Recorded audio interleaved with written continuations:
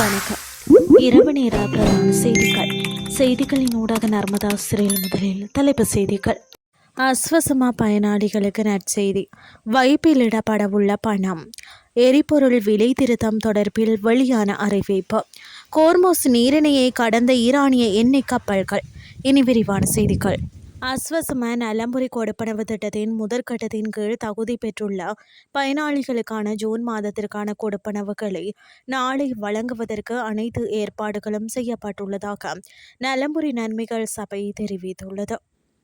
இது தொடர்பில் அறிக்கை ஒன்றை வெளியிட்டுள்ள நலம்புரி நன்மைகள் சபையின் தலைவர், இந்த கொடுப்பனவுகள் அஸ்வசமா முதற்கட்ட பயனாளிகளுக்கு மட்டுமே வழங்கப்படும் என்றும் குறிப்பிட்டுள்ளார். அதன்படி சம்பந்தப்பட்ட பயனாளிகள் நாளை முதல் தங்களது அஸ்வசமா வங்கிக் கணக்குகளின் ஊடாக இந்த பணத்தை பெற்றுக்கொள்ள முடியும் எனவும் அறிவிக்கப்பட்டுள்ளது. தற்போது உலக சந்தையில் எரிபொருள் விலைகள் சரிந்துள்ள போதிலும் அதற்கு இணையாக உள்நாட்டில் தற்போதைய எரிபொருள் விலைகளை குறைப்பதற்கான சாத்தியமில்லை என தொழிலாளர் அமைச்சரும் நிதி மற்றும் திட்டமிடல் பிரதி அமைச்சருமான அனில் ஜேந்த தெரிவித்துள்ளார். நாட்டின் பொருளாதார நிலைமைகளை விளக்குவதற்காக இன்று அரசாங்க தகவல் திணைக்களத்தில் நடைபெற்ற விசேட ஊடகவியலாளர் சந்திப்பில் கலந்து கொண்டு கருத்து தெரிவிக்கும் போதே அவர் இதனை தெரிவித்துள்ளார். நாட்டில் தற்போது நுகரப்படும் எரிபொருளானது முன்னதாக அதிக விலைக்கு கொள்வனவு செய்யப்பட்டதாக குறிப்பிட்ட அவர், அந்த விலைகளில் இறக்குமதி செய்யப்பட்ட எரிபொருள் இருப்புகள் தீரும் வரை உள்நாட்டில் எரிபொருள் விலைகளை குறைக்க முடியாது என சுட்டிக்காட்டியுள்ளார். இதன்படி அதிக விலைக்கு இறக்குமதி செய்யப்பட்ட எரிபொருள் தீர்ந்த பின்னர் விலை திருத்தம் குறித்த முடிவு எடுக்கப்படும் என்றும் பிரதி அமைச்சர் குறிப்பிட்டுள்ளார். அதன்போது மேலும் கருத்து வெளியிட்ட அவர், கடந்த மாதங்களில் நாம் கொள்வனவு செய்தவற்றையே எதிர்காலத்திலும் பயன்படுத்த வேண்டியுள்ளது. அதற்கேற்பவே விலை தீர்மானிக்கப்படுகிறது.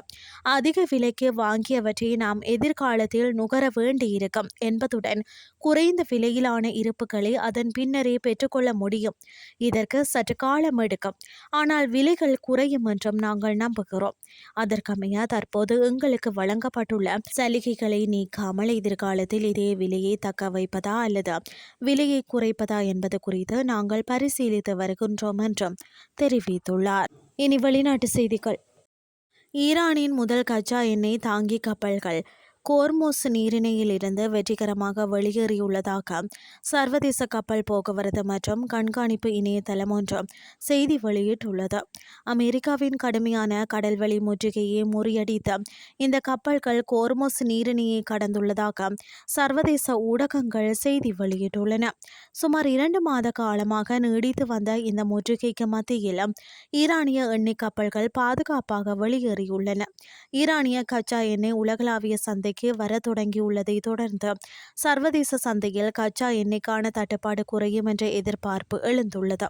இதன் காரணமாக சர்வதேச அளவில் பெஞ்ச் மார்க்காக கருதப்படும் இப்ரெண்ட் கச்சா எண்ணெயின் விலை மேலும் சரிவை சந்தித்துள்ளது. தற்போதைய நிலவரப்படி சர்வதேச சந்தையில் பிரெண்ட் கச்சா எண்ணெய் விலை ஒரு பீப்பாய் 78.40 அமெரிக்க டாலராக குறைந்துள்ளது என்றும் வெளிநாட்டு ஊடகங்கள் செய்தி வெளியிட்டுள்ளன. கோர்மோஸ் நீரிணை வழியாக செல்லும் சர்வதேச கப்பலுக்கு ஈரான் அரசு போக்குவரத்து மற்றும் வழிகாட்டுதல் கட்டணங்களை விதிப்பது முற்றிலும் நியாயமற்றது என சாத்தம் கவுஸ் அமைப்பின் சர்வதேச சட்டப்பிரிவு இயக்குனர் மார்க் வெல்லர் தெரிவித்துள்ளார். தனது நாட்டின் பொருளாதாரத்தை மேம்படுத்துவதற்காக ஈரான் சர்வதேச கடல் பாதையில் கட்டணம் வசூலிக்கலாம் என்ற வாதம் முற்றிலும் வேடிக்கையானது என்றும் அவர் குறிப்பிட்டுள்ளார். செய்திகள் யாவும் நிறைவடைகின்றன.